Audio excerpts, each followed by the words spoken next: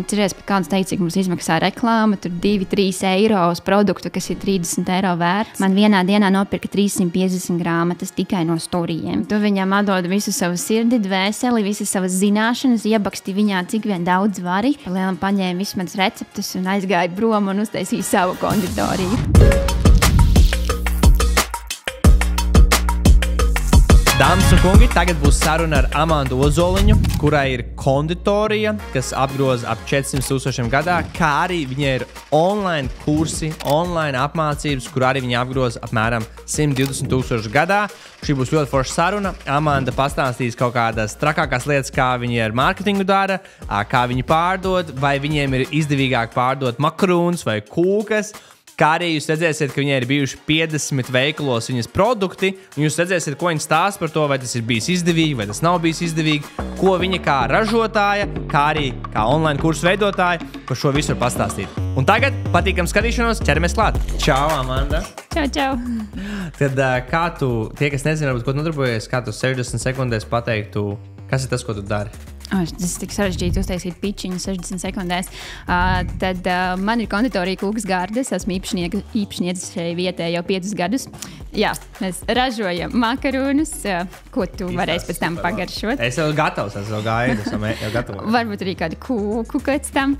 Lūk, bet tas nav arī vienīgais absolūtais, ko es daru. Es arī apmācu gan maisaimnieces un konditorus, kā cept kūkus, iedvesmoju, veidoju garšu ceļojumus, visu un ap par konditoriju. Un šī ir arī mājaslapa ir Kūka Karaliene LV, vai ne? Jā, tā ir apmācība, tāds zīmoliņš, kas ir izveidojies sākot ar manas grāmatas rašanos. Un tagad jau aizgājis ar vairākiem produktiem, un tāds kā Kūka Karaliene komūnu mēs veidojam. Ok, stilīgi. Un ar uzņēmējdarbību tu man tikko teici, ka tev ir apritējuši 10 gadi, kad tu nodarbojies ar tādu. Jā, janvārī man palika 28, un ja es no 18 gadiem sāku savu pirmās kūkas kā mairažotājs, tad jā, 10 gadus, man liekas, rītīgi daudz. Tas ir daudz. Man nav tālu līdz 10 gadiem. Un tad man jautājums bija tāds, lai vienkārši citi redz, ka tev ir, nevis vienkārši 10 gadu pieredze, tev ir katru gadu ir izaugsme. Var īsti padalīties, kā tev pagājuši gadu ir apmēram gājis, cik naudu uztaisīja konditorija, cik naudu uztaisīja online. Vienkārši tāds piemērs. Jā, mums visu laiku ir izaugsme. Es skatos reiz uz uzņēmumiem, kas tur 2 gados sasniedz 2-3 miljonus. Tas nav mūsu gadījums, bet katru gadu mēs, pirmajā gadā man bija 20,000 apgrozījums, 40 kaut kas tāds bija gadā. Knapi no mikriķa izlīdām ārā. Tad pagājušo gadu jau mēs nosvinējām 5 gadus konditorijai un pabeidzām gandrīz 400,000, kas tāpat bija 10% pieaugums pret pagājušo gadu. Gribējām vairāk, bet ir ok, ir labi. Mums bija daudz izmaiņas uzņēmumā, tas bija ļoti labi. Un savukārt online ir tas, kur es sev tikai to naudu nopelnu saviem mēķiem un savām vajadzībām. Un tad vidēji tie 10,000 mēnesī, kas gadā sastāda 120,000. Super. Tāpat ļoti labs rezultāts, man liekas. Protams, gribas vairāk, bet priekš manām iespējām tas, ka jādalās uz tām 2 daļām, ir man liekas, es lepojos sev. Man liekas, tas ir labs. Man liekas, super. Man liekas, rītīgi stilīgi. Un online tās rezultāts, ko tu tikko pastāstīji, man liekas, ir nereāli labs. Un, ja cilvēki tā no malas skatās, ko šeit arī ir Kūka Karalienes klubs, vai var teikt, ka šis online ir visējošākais produkts? Man grūti pateikt, klubiņš, tātad viņam ir tāds amizants nosaukums, problēma tā ir aplikācija. Tā ir izveidota aplikācija, kuras ievietoju visu laiku meistarklases, un tie, kas man subscription taisa, tiem tad katru mēnesi ir pieejams jauns meistarklases, un viņi redz to pārējo. Šobrīd vidējs vārstās no 50 līdz 100 abonentiem, un tas ir jauns produkts, gads viņam ir aptuveni, un viņš tā lēni kustās, jo Latvijā ne īsti tā abonementu sistēma ir izprotama. Ja, piemēram, ārzemēs ir nenormāli daudz tie tādas komūnu subscriptioni, tad Latvijā tā. Ir kaut kādi mazie online produktiņi. Grāmatas 2000 tika pārdotas. Gadā vai vispār? Grāmatai 2 gadi man tagad pagāja, un janvārī es izpārdevu visas savas grāmatas. Tie bija 2000 vienības, bet man ir atsevišķi tādi maratoni, kas iet iekšā arī abonementos, un viens no lielākajiem nopārdotākajiem maratoniem bija 750 cilvēki nopirkuši, kas rītīgi labi aizgāja. Un tas, laikam, tas ejošākais tādi nedēļas koncentrēti online projektiņi. Interesanti. Sanāk nevis tāds online kurs, bet tā kā līdzīgi kā challenge vai izaicinājumi ārzemēs. Jā, kaut kas uz tādu ziņu. Es kaut kad saņēmu e-pastos tādu pa brīvu kaut kādu materiālu dabūju no adiem kaut kur. Un man likās rītīgi forša ideja, ka tas ir tāds kempiņš, ka katru dienu nedēļas laikā tev nāk konkrēta tēma. Un, piemēram, mums bija kūku ABC. Es mācīju no pamatiem, kas tev jāzina 5 dienās, lai dabūtu kūku gatavu, ja tu esi pilnīgs iesācējs. Pilnīgi no nulles. Un tad katru dienu uz e-pastiem nāca no manas video, receptes, apmācības, un tad tā uz priekšu 5 dienas. Un pēc 5 dienām bija gala eksāmens vai kaut kas tam, ar visām tām zināšanām bija jāpagatavo kūka. Un rezultāti bija vienkārši amazing. Tā, ka cilvēki pirmo reizi cep kūkas, un viņiem tur ir strukturētas 5 kārtu kūkas ar noticinājumiem, un man pašai bija tāds, ko? Wow! Okay. Un cik ir tā cena, ko tu ieraudzīji, kas vislabāk strādāja? Svārstos parasti ap 30 eiro. Un tas ir 5 dienu tāds izaicinājums, kur katru dienu tu atsūti video e-pastā formātā. Jā, e-pasta formātā. Okay. Jo sākumā es gribēju to visu bīdīt zem aplikācijas, jo arī visi produkti, ko es radu, un tie ir gadā kādi 10 vismaz. Es esmu tas, kurš nevis dzīvo uz tāda high ticket produkta, bet daudziem maziem produktiņiem un visu laiku launčoju. Es nezinu, vai tas ir labi vai slikti. Skatoties apmācības, visi saka, vai bīd uz pamatproduktu, un tad tu mēģini iebarot ar maziem produktiņiem. Man līdz tam kaut kā nav aizstiepušās rokas. Es visu laiku launčoju mazos produktiņus, un tad es viņus krāju tajā aplikācijā. Un tie cilvēki, kas viņu abonē, viņiem ir pieejams pa 20 eiro mēnesī pilnīgi visi produkti uzreiz. Vai arī viņi var pirkt atsevišķi pa 30, pa 50 eiro atkarībā, kas tas ir par kursiņu vai maratonu vai challenge. Tagad, Amanda, tu teici, ka mazie produkti un high ticket, tu domāji noteikti kaut kas maksā 500 eiro. Jā, tur 1000, 2000. Tāda jums šobrīd nav, bet ideja iespējams, ka nākotnē varbūt būs, bet šobrīd tāds nav. Jā, tagad briest, jo vēl viens virziens ir ne tikai Latvijā. Es mācu cilvēkiem cept kūkas, tad tas gala iznākums ir kā uzcept kūku. Tad uz ārzemēm projektiņš ir vairāk kā nopelnīt naudu online, tieši baking industrijā. Jā. Jo īstenībā tā pamatvajadzība parasti, ja cilvēkam ir, nezinu, kā justies labi, kā izskatīties labi, kā nopelnīt naudu, tu nekad nevarēsi paņemt naudu. Es nevaru paprasīt 1000 eiro par to, kā uzcept kūku, bet es varu paprasīt 1000 vai 5000, kā tu nopelnīsi 10,000 ar šo kūku pārdošanu, ja, vai online kursiem, vai digitālo produktu izveidi. Un tieši konkrētā nišā, kas varētu būt tieši bakery, making cakes. Mana tā doma ir, lai tas bakers no offline pāriet uz online. Līdzīgi kā tu to izdarīji? Jā, kā es to gribu arī pilnīgi 100% pāriet, jo offline tu strādā 12-14 stundas virtuvē, tu cēlies normāli agri, tu vispār aizmirsti par piekdienām, sestdienām, svētdienām, jo tavs darbs ir nedēļas nogales svētki. Ja tu ļoti izdedz no tā darba. Bet online tu vari ceļot, jo tev ir pietiekuši daudz līdzekļu. Tu nekad neuzcepsi tik daudz kūkas, kā tu online pārdos savus digitālos produktus, pārdodot savas zināšanas.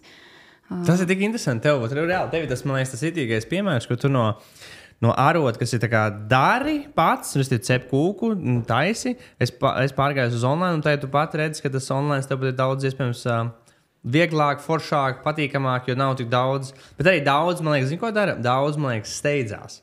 Un jau nav izdarījuši tiešām to arodu tādā līmenī, ka viņi var kādam mācīt. Right? Nav tās pieredzes, tev jau nav ko nodot. Jā, es esmu norukājis 8 gadus virtuvē, es pārzinu savā uzņēmumā katru mazāko lietu, esmu darījusi visu to 14-15 stundas dienā.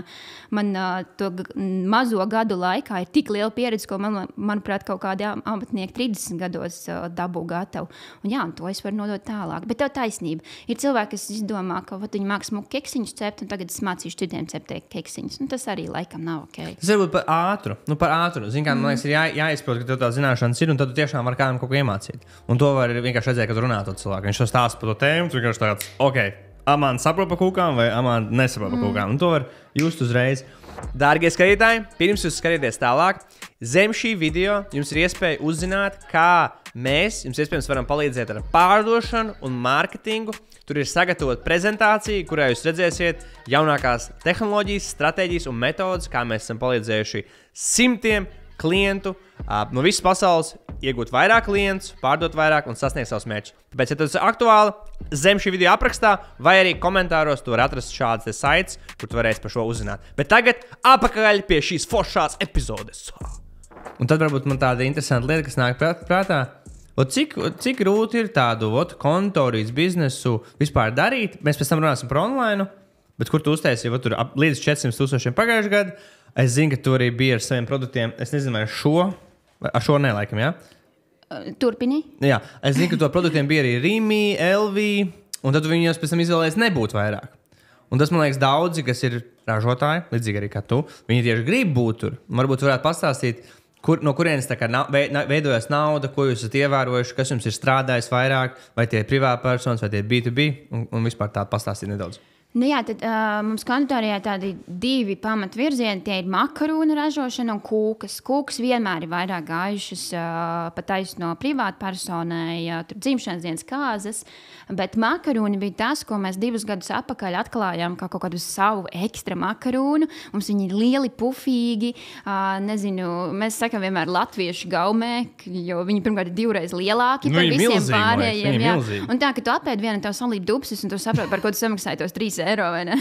Jā, es zinu. Man patīk Mulberryā iet. Tur ir tādi maziņi. Jā, bet viņiem ir arī stilistiski līdzīgi. Stilistiski līdzīgi. Jā, bet daudz mazāk. 2 reizes mazāk. Lūk, mums ir tā īpašā lieta, un mēs izdomājam, ka mēs gribam iet eksportā ar viņiem, ka mēs gribam arī iziet mazumtirdzniecības līnijās, jo, privātpersonas cik pasūta, tik pasūta. Beig galā mēs bijām 55 veikalos, LV, Rimi, mazajās visādās piparbodītēs, apjomi, manuprāt, bija ļoti lieli, jo virtuvē cepa 3 līdz 4 cilvēki tikai šos makarūnus. Mēs dienā aptuveni 1000–1200 makarūnus cepām, kas sastāv mēnesī 25,000. Man tikko no rīta bija bērnu ekskursija konditorijā, un tad viņi man mēģināja saskaitīt, cik gadā ir. Un tad mēs apstājāmies pie 250,000 makarūnu, kas ir tāds neaptverams skaitlis, cik daudz viņi, es saku, pagātnē tika cepti. Jo šogad mēs izlēmām šo virzienu kancelēt. Diemžēl tā peļņa ir tāds gods būt veikalos. Tas ir tāds ražotājiem, man liekas, tas gala mērķis būt veikala plauktā. Bet kaut kādā brīdī tu attopies, ka tas ir melnais caurums, tu ražo nemitīgi, milzīgu apjomu, viss notiek, bet tu esi mīnusā. Tev ir tikai apgrozījums, un mēs beigās sapratām, mēs pelnam 7 centus uz vienu makarūnu. Tātad kastītē ir 8 gabali, 8 x 7. Tad 56, smāk matemātika, 56. 8 ir, jā? Jā, 56. 56 centus mēs nopelnām uz vienu kastīti. Un cik maksāja kastīte veiklā? Veikala plauktā maksā 11 eiro. Wow, sanāk 11 eiro maksāja kastīte, bet tev no kastītes peļņa bija 56, bet tas ir noņemot arī darbinieku algas visu. Jā, beigu peļņa uzņēmumu no kastītes 56 centi. Tas nav tā darba vērts, un mēs pieņēmām smagu lēmumu, mēs nometām visu to apjomu. Šobrīd mēs ražojam 200 makarūnus dienā, bet mēs nopelnam vairāk. Nekā iepriekš, kad ražojāt 1000 dienā, 1200, jā. Tā kā to apjomu samazinājām 5 reizes. Mēs gan mēģināsim viņu mazliet palielināt. Mēs meklējam citus kanālus, kas ir gatavi nopirkt par to cenu, par kuru mēs gribam, lai viņi viņu pērk.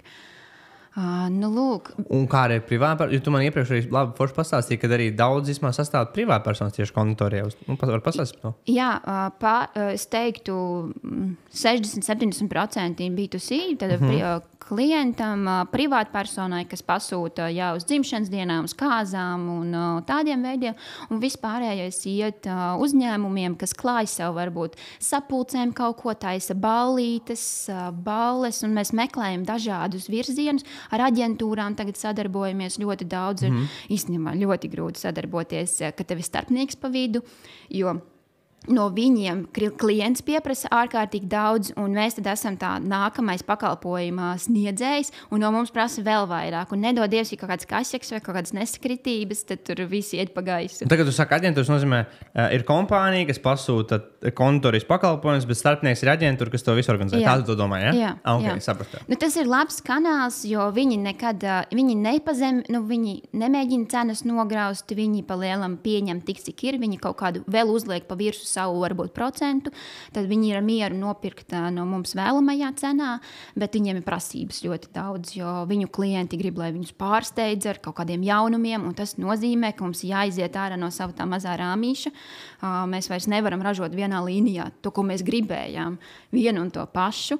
Mums ir jāsāk, sirsniņa makaroni, labi, mēs varam, lācīšu makaronis, labi, mēs varam, tad rītīgi jāmainās, visu laiku jādomā līdzi. Bet kas vairāk apgrozījumu rada, makaroni vai kūks?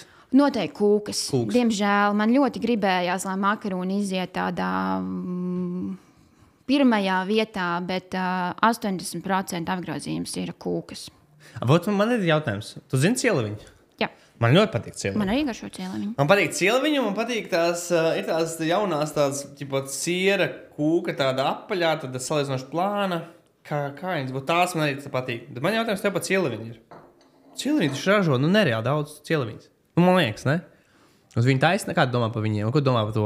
Tas varētu būt bizīts, ne? Tādu kūku mēs gatavojam cieliņus arī uz pasūtījumu. Zinu, ka nav pieprasījums tik liels, jo droši vien tu salīdzini... Kāds ir tu gatavo cieliņu? Uz pasūtījumu mēs gatavojam arī... Bet būs man cieliņi tā kā no viņiem? Nebūs tieši tāda pat. Es gribu tieši tāds, bet tu zini, ko cieliņus domā. Bet tu dosies... Bet tur, lai tev ir vieglāk pieejama tā cieliņa. Jā, tu aizies uz jebkuru veikalu, un tu dabūsi to, ko tu gribi. Jā. Viņi garšos labi, viņam būs tieši tas, ko tu gribēsi. Jo viņi daudz, es domāju, cik daudz cieliņus viņi uztais. Es domāju, tur ir 1000 dienām, jā. Vai ne? Jā. Jā, nenormāls daudzums. Jo tas uzņēmums jau ļoti, man liekas, pelnošs, vai? Laima. Jā, pilnīgi noteikti. Un viņiem gan, cik es saprotu, viņiem ir ļoti liels sortiments, bet ejošas ir tikai kaut kādas 5 pozīcijas. Pārējais ir vienkārši, lai kaut ko jaunu iemānīt, jo projām tās vecās rokot cieliņi, tas ir tas, kas viņiem iet un ko viņi ražo pamatā. Un tur ir 1000. Man liekas, daudziem ražotājiem ir nereāli baigā veiksmi. Es pat nezinu, kam tur jābūt, lai tā atrastu lietu, ko pērk ne jau vienreiz, bet atkārtot un atcerās. Piemēram, ka viņš tik labs. Man, piemēram, Ziemassvētkos var pastāstīt, man pieredze cieliņu, ja? Es nopirku to Ziemassvētku cieliņu. Tā man galīgi nepatīk. Kā bija piparkūku? Ak, Dievs, es domāju, kad es gāju veiklā, viņš nebija tā īstā laikam. Vai viņi bija izpirkti, vai viņi uzdeguši, ka tikai Ziemassvētkos būs ko piparkūku cieliņu. Bija pilnīgi vispār drausmas. Man gan ar ķiršiem garšoja. Bija kaut kāda viena ar ķiršiem. Jā, tā bija laba. Tā bija cita. Kaut kāda vēl cita, jā. Vienkārši tas tik interesanti, kā atrast to produktu. Kad tu atrod to vienu produktu, un viņš ir tāds produkts, kas vienkārši var iet, un cilvēki pērk un atkal pērk. Mums tāds viens ir sarkanā velveta kūka, kas ir vispasaules tāda zināma. Mēs viņu esam pielāgojuši mazlietiņa Latvijas garšām ar svaigo sieru. Viņa ir, mēs 100 kūkas. Jā. Mēs 100 kūkus viņus gatavojam uz valsts svētkiem. Īstenībā valsts svētki ir tie, kas ir pamata pelnošākie vispār svētki. 18. novembris? Kas ir jocīgi. Pārspēšu dienu, vai ne? 18. novembris tā konkrēti. Tur mēs varam pagatavot 250-300 kūkus mierīgi uz vienu dienu. Un cik uz tādu kūku var nopelnīt? Cik maksā un cik var nopelnīt uz tādu kūku? Sarkanais velvets klasiskais ir mazliet dārgāks, pašas maksā nevis kā rogā, kas ir interesanti. Mūsu visas peļņas ir aptuveni 30%. Mēs mēģinām iziet gala versijā aptuveni 30%. Piemēram, ja kūka maksā 30 eiro, tad 10% ir peļņa. Ātrā piebildīt. Te, kad tev nāk jauns cilvēks, es, piemēram, es nākšu pie tevi, tad es gribu mēnesi cept kūku. Es gribu vienkārši strādāt pie tevi. Es gribu. Tu man varētu apmācīt reāli, cik ātrā laikā, un vai varētu vispār, un vai nāk tev cilvēki, kas vispār bez zināšanām par kontori? Baigi jancīgi, man puskomanda ir, tur man ir 15 dāmas komandā, un man ir grāmatveži, inženieri, skaistumkopšanas speciālisti, man neviens pēc izglītības no konditors. Pilnīgi visi nāk. Ir jābūt kaut kādai tādai radošai personībai mazlietiņā. Tam cilvēkam ir vienmēr sirdī jābūt tā, ka viņš ir tas, kuram patīk kaut ko ķimerēties un darīties. Un es nezinu, nedēļa ir apmācība laiks un visi blīži. Nedēļas laikā? Jā. Miks, tas varētu būt labs, ne? Aiziet uz turnēties. Bet tā ir sistēma. Tu iedod tehnoloģisko kārti. Kas ir konditorijā?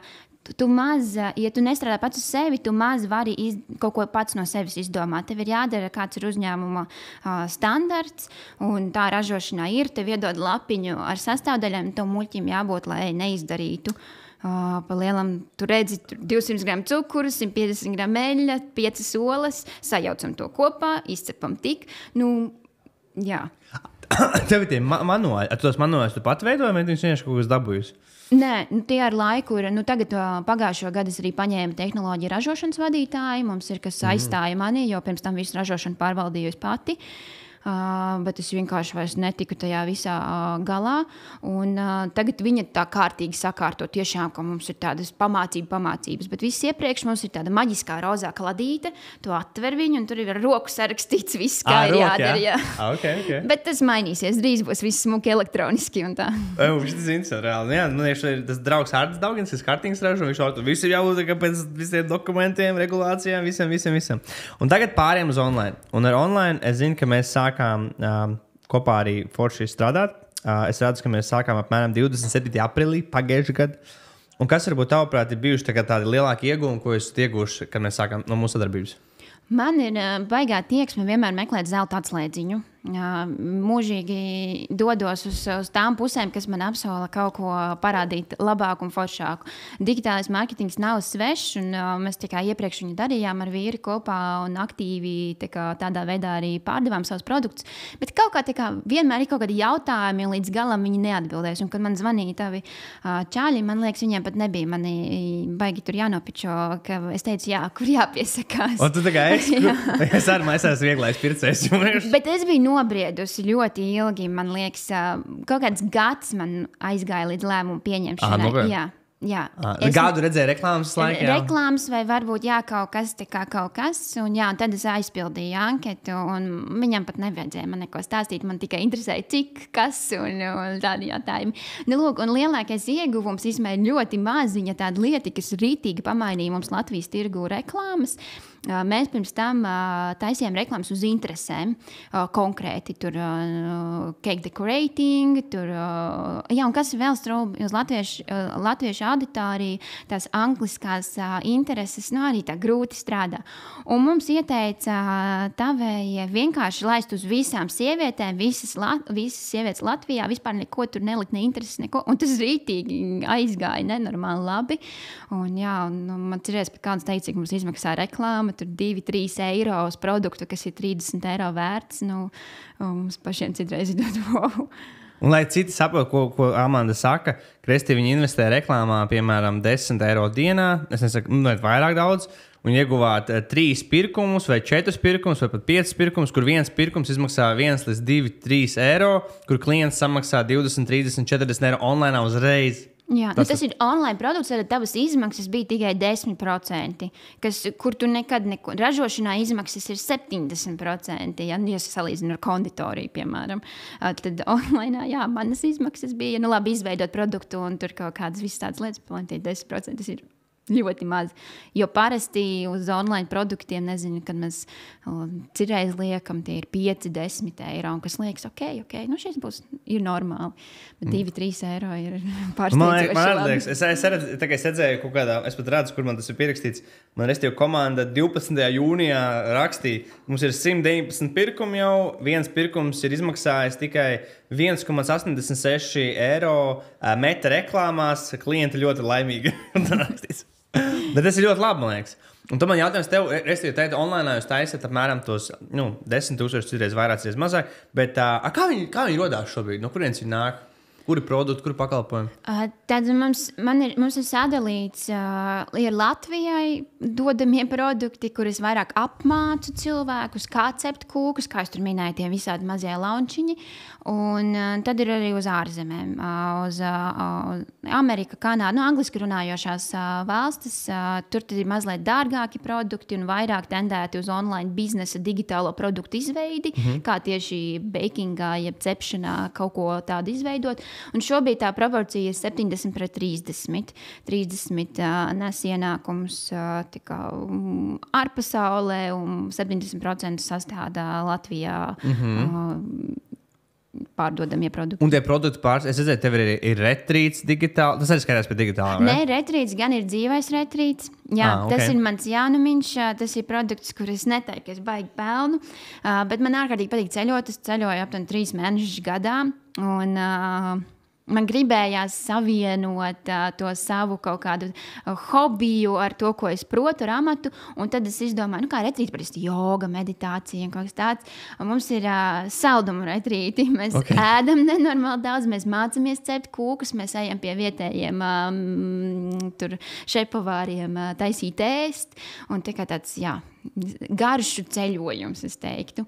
Bet tas nav online, tas ir klātienes, tas jaunais produktiņš, ko es ceru, ka kādreiz arī man ienesīs kādu peļņu. Un nākošais es redzu, ka ir no 10. līdz 14. aprīlim. Un kur tas būs? Tas būs Lombardijas reģionā pie Milānas, Magioras ezeras. Pirmais jau bija rudenī, mums šis būs atkārtojums mazliet citai programmai, un tad vēl rudenī mēs laidīsim uz Sicīliju. Un, kā jau zinām, Sicīlija ir konditorijas meka. Es varētu mēģināt apvienot šo ar saviem močiem.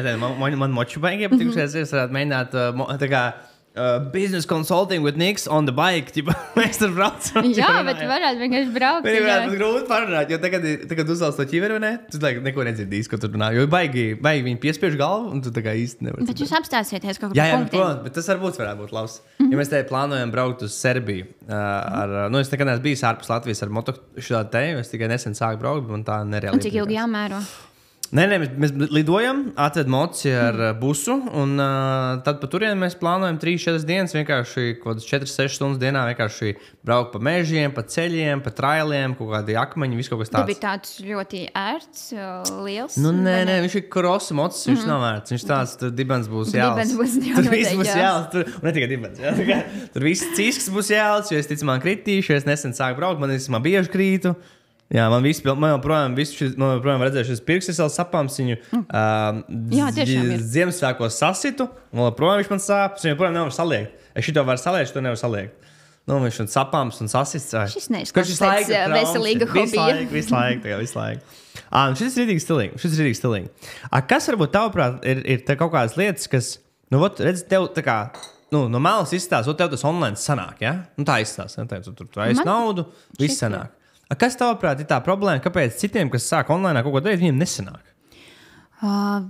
Bieži vien viņi nav izveidojuši to savu zīmolu kā personību, kā cilvēku. Manuprāt, ļoti daudzi nāk pie manis, jo viņi mani asociē ar konditoriju, Kūgas gardas. Man ir kaut kāda ekspertīze, viņi man uzticās, ka man ir tā pieredze pietiekoši ilgi. Viņi ir redzējuši mani strādājam tajā, un tāpēc viņi uzticās un nāk pie manis, lai iegūtu šīs zināšanas.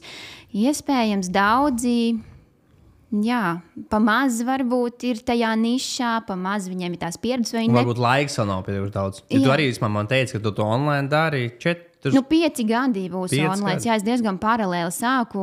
Es biju viena no pirmajām, ja ne pirmā, kas vispār sāka pārdot kaut kādus online kursiņus. Jo meistarklases klātienē jau bija sākušās, un tas bija tā diezgan aktuāli. Bet es domāju, ka uz vietas es varu paņemt 10 cilvēkus.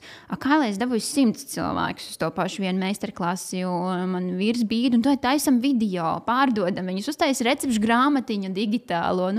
Jā, un tā mēs sākām, sapratām, man vienā webinārā ir 90 cilvēki. Kruti. Vai ne? Labi, es paņemu mazāk naudiņas, bet nopelnu uzreiz par vienu webināru tur 2000. Jā. Un tad ir vēl viena lieta. Es redzu, ka tavs Instagrams ir. Te ir 400 plus posti, 100, ak, Dievs, ļoti daudz. 6,5 tūkstoši followeri. Mazais jautājums. Cik tā, kad tu ieliec story, cik cilvēks skatās story? Man storijas labi skatās. Man ir 2,5–3 tūkstoši skatījumu storijām. Man ir mazāk. Man tie followeri tur vairāk. Es esmu baigā influenceri. Man liekas, vismaz man visi joko. Es tiešām ļoti daudz filmēju savu dzīvi. Ir jābūt arī sabalansētībai starp to ekspertu, ko tu tur liec iekšā, starp savu dzīvi. Es neteiktu, ka esmu ārkārtīgi interesanta personība. Man šķiet, ka nē. Bet kaut kā laikam tas viss man sanāk sabalansēt. Un iztēlamies scenāriju, tagad tev ir tas 30 eiro produkts. Un tagad tu ieliec storiju, tā kā, dārgās dāmas, man ir produkts X, varat nopirkt. Cik nopērk? Mans labākais rezultāts bija uz grāmatas iepriekš pārdošanu, kad es izsludināju, labi, es tur iepriekš viņus sildīju ļoti ilgi, mēnešiem, bet kad es izsludināju storijos launčā, tā kā nolaunčāju, ka var iepriekš pārdošanā grāmatu pēc pusgada dabūt, man vienā dienā nopirka 350 grāmatas tikai no storijiem. Bet, tikai no storijiem? Jā, wow, tikai no storijiem. Es teiktu, ka tie, kas man skatās, tie ir mani fani un viņi ir gatavi, man liekas, jebko gan arī nopirkt. Bet man ir viens arī ļoti slikts gadījums. Tas ir tas pats ar retrītiem. Man pirmo retrītu izpirka 2 dienās. Arī bija storytellings, bet bija arī kaut kādi video un tam līdzīgi. Jo es pat nelaidu maksas reklāmu. To man izpirka 2 dienās visu. Un tad es nolaunčoju šo pavasara retrītu. Man bija neviens pirkums. Pilnīgi neviens, un man bija labas atsauksmes, man bija uzlabota programma, viss, un es nesapratu, vai tas nebija pareizais laiks, vai kas bija par lietu. Un, tas tāds piemērs, bet es nepadodos. Es joprojām mēģināšu vēlreiz, launčošu vēlreiz, un es zinu, ka aizies. Es pat nepieņemu domu, ka nebūs, jo man ir jau norezervēta vila pa 500,000. Man viss ir samaksāts, mēs braucam tajā retrītā, jā. Bet ir labi un ir sliktie piemēri. Okay. Bet kā tu teiktu, vai tu varētu uztaisīt 10,000 bez reklāmām, maksas reklāmām? Nē, nevarētu. Noteikti nevarētu. Ir forši organiskais trafiks, ir forši sociālai tīkli bez maksas, bet es nevaru visu laiku viņiem pārdot sociālos tīklos. Bet reklāma ir tā, kas pārdod manā vietā. Man nav pat sociālos tīklos, storijos vai rīlos jāsaka, piesakieties uz maratonu. Es to vispār nedaru. To dara reklāma manā vietā. Viņa reklamē to produktu un ir visu laiku nāk tie pirkumi. Tā ir tā labākā lieta, jo es nevarētu iztauties, ka man katru dienu viņiem ir jāatgādina, ka viņiem kaut kas jānopērk no manis. Tu visu laiku pušot vai pērc. Tā viņi redz reklāmu, un it kā tā no manas puses nāk, bet tas ir savādāk. Nekā storijā, ka tu redz. Tas kaut kādā reklāmā raidījis storijā, var jau būt tā, ka viņš skatās tevi un izlaiž tavu reklāmu. Tā var būt, ja kāds. Tas arī var notikt tā. Es nezinu, jāpaskatās, cik mēs esam iztērējuši par reklāmās, bet bija arī kaut kādi 20-30,000, man liekas. Jā, tad pa gadu 20-30,000 tāpat investēt reklāmās, lai iegūtu šos apgrozījumus, lai klients iegūtu. Vot forši. Es redzu, tev ir arī rīli visādi. Tur 17,000 skatījumi, 8,000, 12,000 UTT. Un tu biji nesen uz rīli meistarklases. Ko tu vari pastāstīt? Kādu čatējas rīlis, lai būtu daudz skatījumu? Man arī interesē. Baigi sāpīgā tēma. Visu laiku gribas tos skatījumus un gribas noturēt to uzmanību.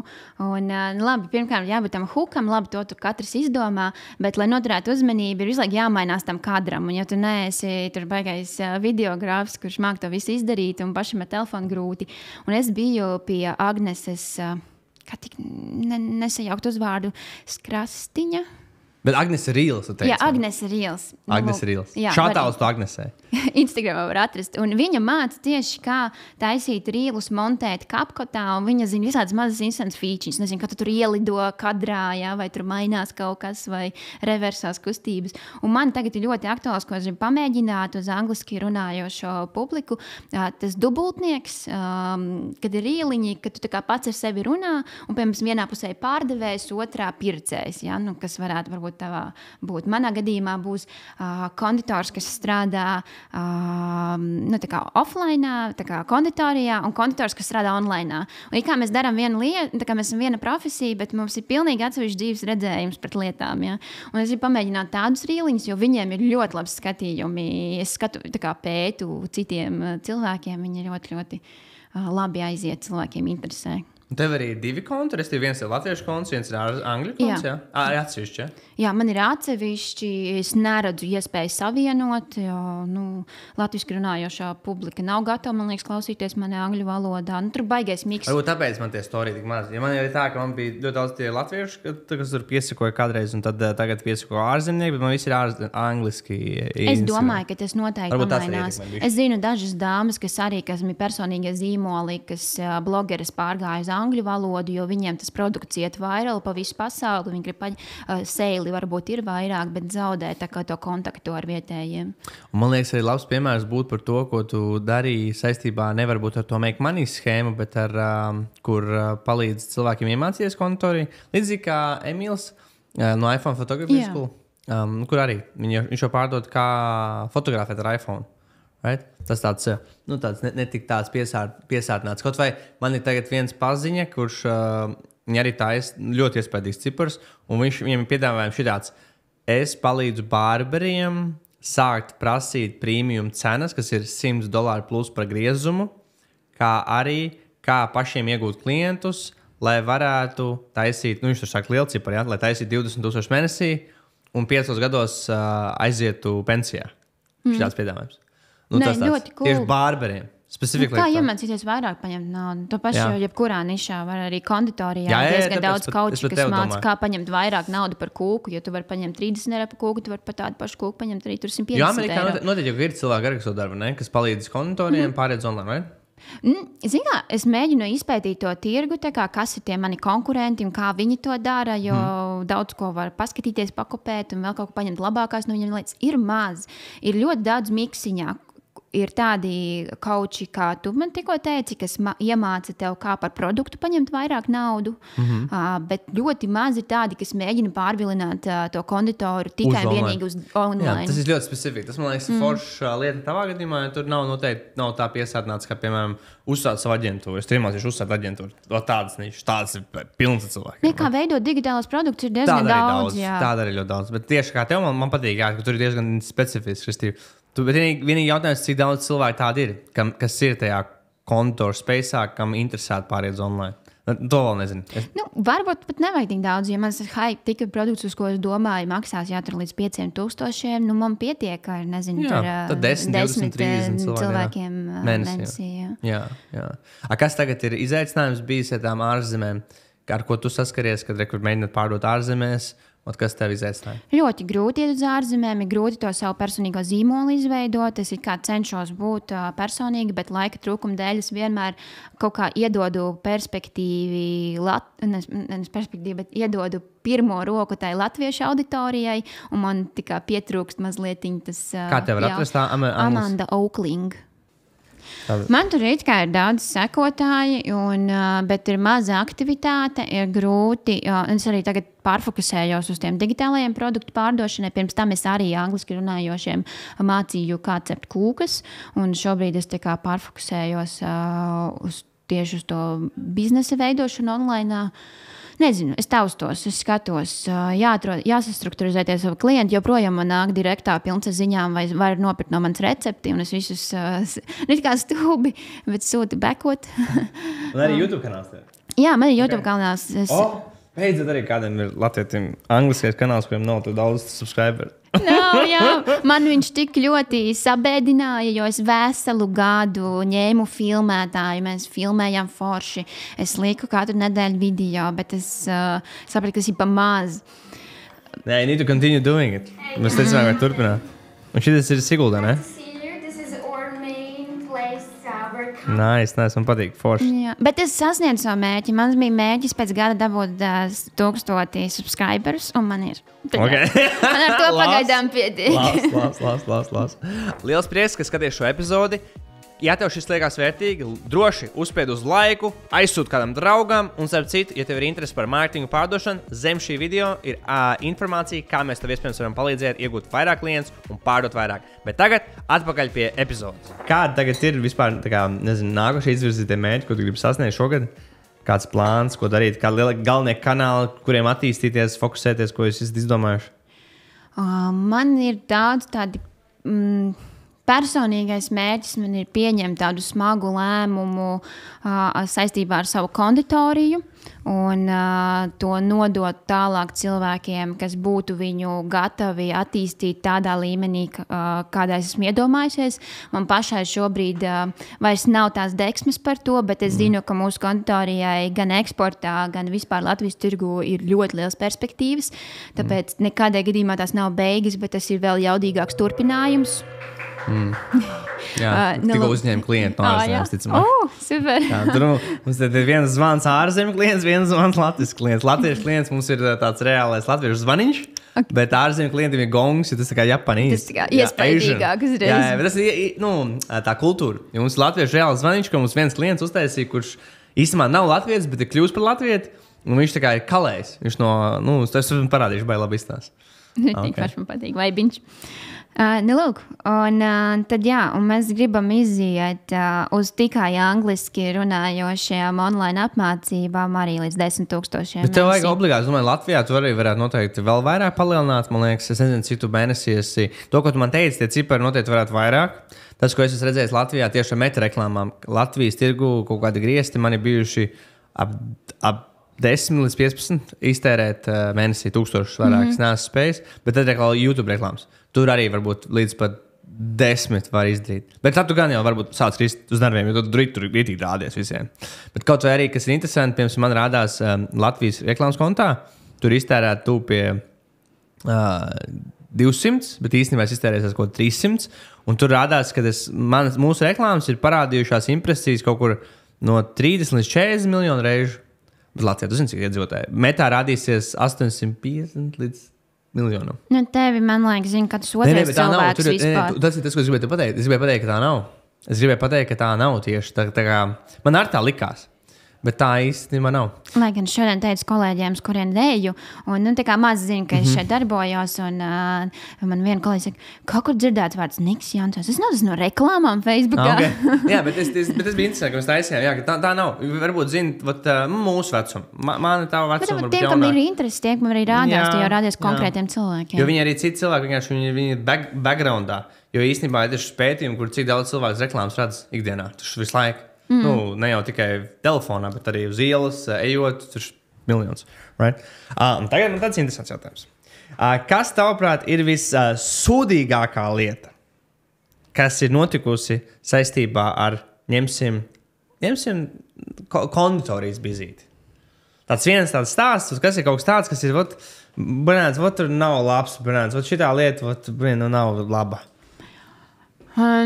Man vienmēr visgrūtāk ir bijis ar darbiniekiem. Tā, ka katrs cilvēks, kas ienāk manās mājās, un manas mājas ir mans uzņēmums, viņš kļūst par manu ģimenes locekli. Un tu viņam atdod visu savu sirdi, dvēseli, visas savas zināšanas, iebaksti viņā, cik vien daudz vari. Un es īstenībā šo sāpi esmu jau sen apēdusi, un man vispār nesāp. Bet tas varētu būt interesants stāsts. Viena no maniem pirmajiem darbiniekiem ar tādu ļoti mistisku aizbildinājumu vienkārši palielam paņēma visus manas receptus un aizgāja prom un uztaisīja savu konditoriju. Okay. Jā, man liekas, mani pārējie darbinieki par to pārdzīvoja vairāk nekā es pati. Protams, sākumā tas bija varbūt maziņš tāds šoks, un pēc tam, kad tu redzi, ka tie darbi un tas viss ir, ka nevis vienkārši cits virziens. Un parasti jau svarīgi ir, kā tu pasaki. Mēs esam cilvēks, kuram ir jātīstas, kas ir ok, ka tu nestāv vienā vietā, ka tu dodies pie kādiem citiem, ka tu ej prom no darbiem un māju un sāc. Tas ir pilnīgi normāli, tas ir ok. Bet kā tu to pasniedz, kā tu to izdari? Bet tas bija ar tādiem aizbildinājumiem. Tur, nezinu, es braukšu uz ārzemēm vai vēl kaut ko, un tad tu redzi, ka tev blakus ielā uztaisi kaut ko identisku. Jā. Šobrīd jau viss tas ir izsāpēts, pārgājis, un es vēlu tikai veiksmi, jo es mācu citus konditorus, tas ir mans darbs, un loģiski, ka viņi no manis kopēs, un tas ir tikai ok. Un ja no tevis kopē, kā mums no konditorijas, tad mēs esam kaut ko sasnieguši, bet tur bija tāda ļoti, ļoti neforša situācija. Bet kas vēl ir sliktāk, ka tev ir saslimuši darbinieki un tev ir pašai jābrauc ar milzīgu saldēto busiņu. Vispār es slikti braucu ar manuālo kārbu. Un tas busiņš bija vienkārši milzonīgs, un mums jāved produkcija uz 3000 eiro makarūni saldētavā. Man saldētava pa vidu ceļam vienkārši izslēdzās, un es saprotu, ka man viss kūst vaļā. Protams, ka mēs to visu produkciju norakstījām beigās, bet tas bija viss stresainākais, briesmīgākais darbs, un es sapratu, ka es to nedarīšu, un nākamajā dienā mēs bijām paņēmuši loģistikas kompāniju. Jā, tas bija slikti. Tas bija labs. Nu, šito arī nobeigsim. Liels tev paldies, ka tu veltīji savu laiku. Atnāc padalījies. Manuprāt, ļoti iedvesmojošs stāsts ikvienam, kurš arī plāno iespējams online iet, kas to ir ļoti labs piemērs, ka tas viss ir iespējams. Tas visu var izdarīt. Protams, smags darbs, lai to izdarītu. Kā arī tu esi lielisks piemērs, kad ar smagu darbu var visu kaut ko sasniegt, nokļūt arī 50 veikalos, taisīt fiziskus produktus arī, attīstīt to visu. Un rulēt. Tā kā stay sharp un liels tev. Paldies tev. Un tad mēs tiekamies jau pavisam drīz atkal. Mēs līdām pēc šīs epizodes paturpināsim to high ticket. Davai. Čau.